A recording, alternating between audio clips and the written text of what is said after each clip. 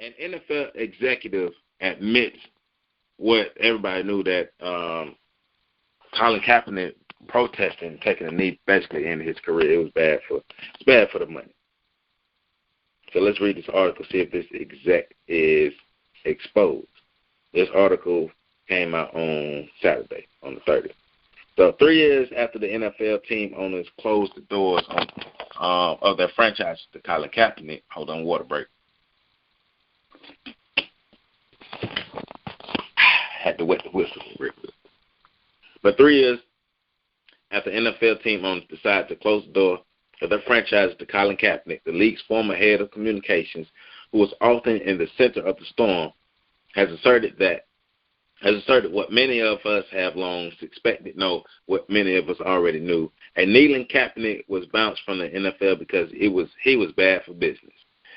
That's one of the massive takeaways from the column written by CNN political analyst Joe Lockhart, who was the NFL's vice president of communications when Kaepernick ignited a social justice movement that rippled through teams and shook the league's ownership ranks.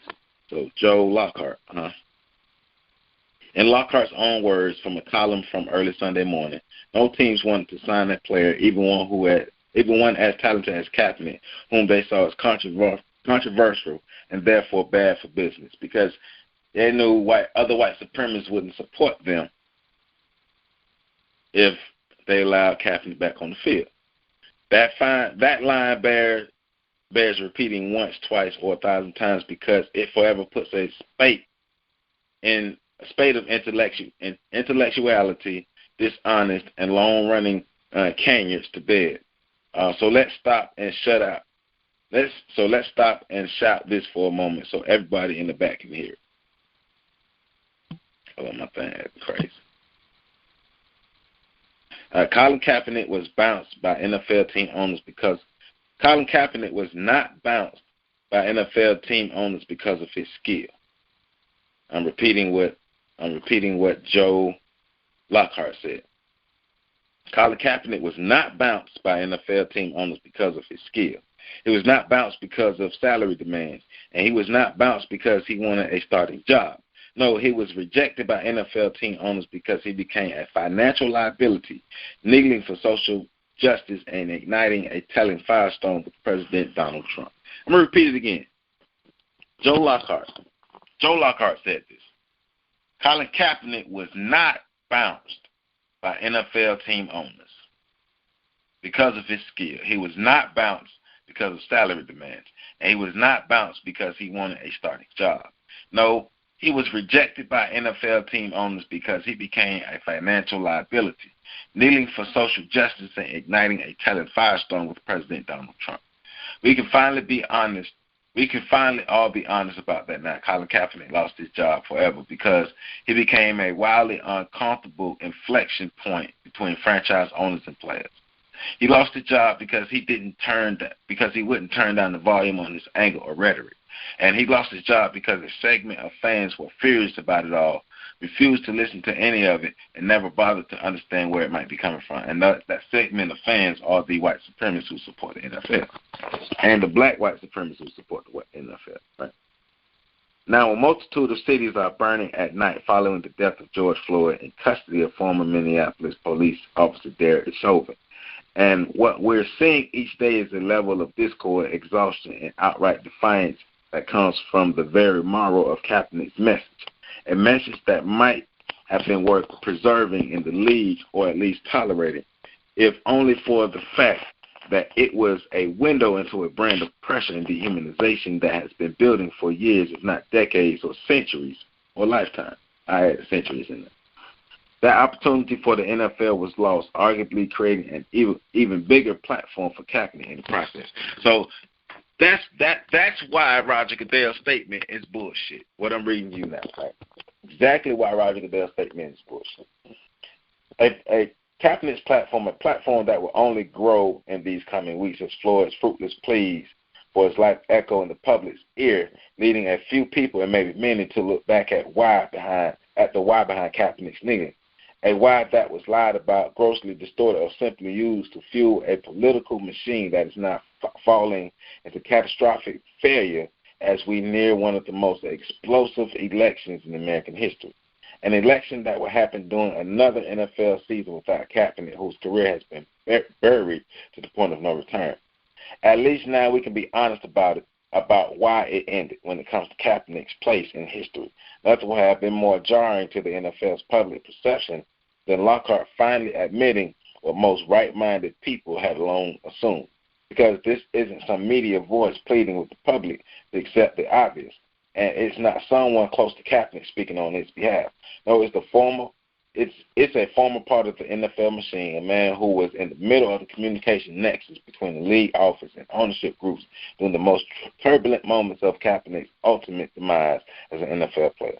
Lockhart was right in the middle of everything, and now he's saying that despite years of the NFL insisting that it wasn't about Kaepernick's financial impact on the league, it turns out that, well, that's exactly what it was.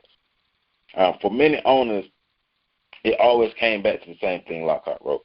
Singing Kaepernick they thought was bad for business. An executive from one team that considered signing Kaepernick told me the team projected losing 20% of their season ticket holders if they did. That was a business risk no team was willing to take, whether the owner was a Trump supporter or a bleeding heart liberal. Yes, that does exist. I don't know whatever the fuck that means, but as bad of an image problem it presented for the league and the game, no owner was willing to put business at risk over this issue. That paragraph is the shattering of the omerta. It basically, that shit shed light on the truth. Basically, that's what they're saying. What Lockhart wrote is not something you were supposed to admit if you held any level of power within the NFL, whether it was Commissioner Roger Goodell or team owners or coaches, right? It was a no-fly zone when it came to a publicly mixing in the bottom line as a reason for not signing or even working out Kaepernick. To say something like that, like what Lockhart has asserted, was akin to the president tweeting out his nuclear launch codes. It was an assurance of disaster, not just legally, which was important to the NFL in the middle of a collusion case brought by Kaepernick, but also from a public relations standpoint, given that so many fans believed Kaepernick was being blackballed for his social justice protests. In some respects, it's not surprising that Lockhart is the one to finally tell the unspoken side of Kaepernick's story that so many assume. During his roughly 3-year tenure as the head of the NFL communications arm, he occasionally ran afoul of the party line, particularly when it came to the NFL's dicey standing with Trump. Lockhart's seemingly open disdain for Trump was pronounced enough that Dallas Cowboys owner Jerry Jones, who has a known friendship with the president, said in his deposition during the Kaepernick grievance that he was proud to see Lockhart depart under the pressure of 2018. So Lockhart became somebody that those owners didn't like no more, and they kind of pushed him out. So that's why Lockhart is singing. But Lockhart, you guilty though. You still just as guilty as these other motherfuckers. So don't come out. We appreciate the information so we can talk about this shit. And like you said though, we already knew this shit though. We already knew what was going on. So I mean, it's crazy. It's not crazy. It's just more confirmation that the NFL is ran by white supremacists. That the owners in the league, white supremacy is something that they subscribe to. Roger Goodell, he supports it. So it means he subscribed to it. Lockhart, you support it, so you subscribe to white supremacy.